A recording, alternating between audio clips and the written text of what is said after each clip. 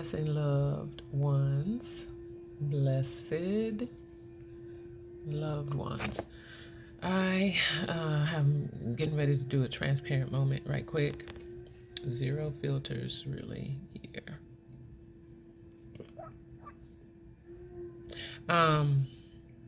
Looking at the book of Ephesians, I was actually reading my devotional, which is, this is probably backwards, Joyce Meyer's Battlefield of the Mind. And I'm on chapter, what chapter is this? This is the chapter that's talking about having the mind of Christ. What chapter is this? Chapter 15. And it's talking about exhortation, which is something that that's a ministry gift. And when people have that gift, people can just tell it's not something that, it's just something that's already like God blessed them with that gift. It just comes out. Excuse me. And exhortation, a person who has the gift of exhortation just basically tries to make sure that others feel better about themselves, and they encourage people. And so basically you're just trying to spread love. So normally the gift of love kind of accompanies exhortation, just like the word of wisdom. If you know anything about the gifts of the Spirit and the fruit of the Spirit, the gift of the word of wisdom is generally accompanied by the gift of love, because you love people enough, and it's just necessary. You got to love people in order to kind of speak into their lives, that type of stuff. So anywho, of course, Ephesians chapter 4, verse 29 came up. So we're supposed to build each other up. And I just want to read Ephesians 4, verse 29. And it says, "Let no corrupt communication proceed out of your mouth, but that which is good to use of edifying," meaning building up, "that it may minister grace unto the hearers." And I'm actually kind of going to be studying Ephesians chapter 4, verses 17 all the way to chapter 5, verse 2, because it's all talking about us living as a new person. But the transparency, excuse me, the transparency piece here is that, and I've shared this with people, but I want to share it for those who have not heard me say it. I am an educator. I teach social studies now to a group of wonderful ladies and gentlemen at my school. And I've been teaching at this school for 10 years, and Willow Gray Opportunity School. Over the years, if anyone has been at that school any number of years, they can testify to hearing Miss Wiggins raising her voice rather loudly in response to a student who has been disrespectful.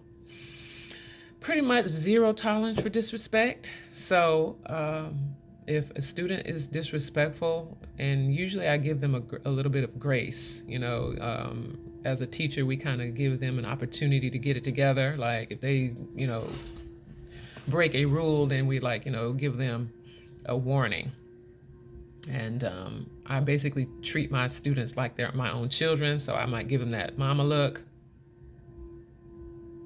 that mama look, like you don't really have to say anything. It's just, or I'll say, I'll wait, I'll just wait till, you are finished talking so that I can, because I don't want to be rude. And so I do things like that. I try to give them an opportunity. Depends on, how I'm feeling that day. But most of the time I give them a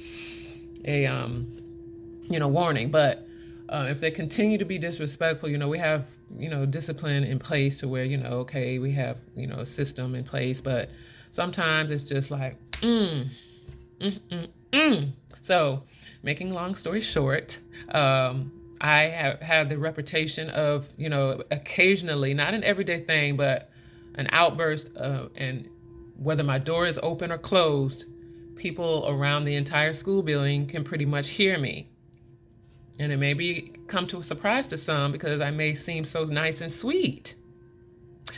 But if a child has been disrespectful, OMG, something snapped. And I say snap because God has been dealing with me and I have been delivered from it. But I would literally, get out! I would say something like that. Or if they would say something back to me, I would go back at them. It would be a back and forth situation. And one day, God was like, wait a minute, what's going on here? I mean, are you the adult? Are you the teacher? In some of the cases of our students and even our own children, in some homes, that's all they're hearing is someone yelling at them or, something negative. Now, mind you, now I'm not, taking up for disobedience now.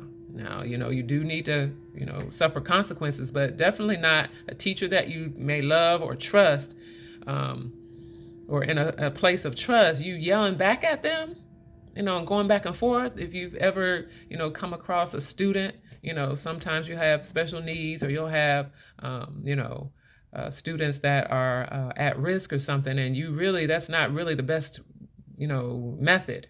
And so God dealt with me on that, me personally.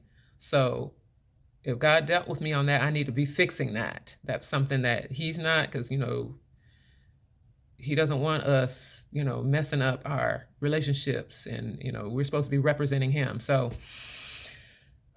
these scriptures here, and letting no corrupt communication come out of your mouth, I had to testify to that because, yes, I used to yell at my students. Now, it wasn't just because, it was because they were disrespectful. That's still no excuse. There's another way that you can handle it. You can actually use this same voice that I'm using now. You can even bring it down some. I'm sorry. I'm sorry that you are not following directions. You can still remove them from class or whatever, but you bring your tone down. And I know some of you say, no, sometimes you need to, raise your voice. I get it to a degree, but for me personally, I needed to bring my voice down. How many of you know you raising your voice like that and going crazy like that and going back and forth with someone who's already irate and everything that raises your blood pressure? Not good for your health, not good for your witness. People, I mean, literally people used to come to my door, Miss Wiggins, you all right? Everything okay in here? They were coming to my defense, but I was thinking to myself, no, I'm the one that's wrong. Yeah, the child may have done, been disrespectful, but I could have handled that situation better. Going back to exhorting, encouraging. Now, I'm not encouraging the bad behavior, but there's a different way that I can handle that situation in that circumstance. We go back down here to where it's talking about we can be angry. Excuse me, I just drank all my water. You can be angry, but sin not. That's Ephesians 4, 26. Be ye angry and sin not. Verse 27, neither give place to the devil. Okay. Verse 30, grieve not the Holy Spirit. Okay. Verse 31, let all bitterness, wrath, and anger, and clamor, and evil speaking be put away from you with all malice. Be kind to one another, tender-hearted, forgiving one another, even as God. So, even as God has done for us and forgiven us. Now, some of you say, no, sometimes you gotta, if you spare the rod, you spoil the child. Sometimes they need to be put in their place. Even God, when Jesus was frustrated, he dusted his feet off, he turned the table over. I get that. You know what I'm saying? But if we are, called to work with children, such as myself, I guess I'm talking to those who are called to work with children.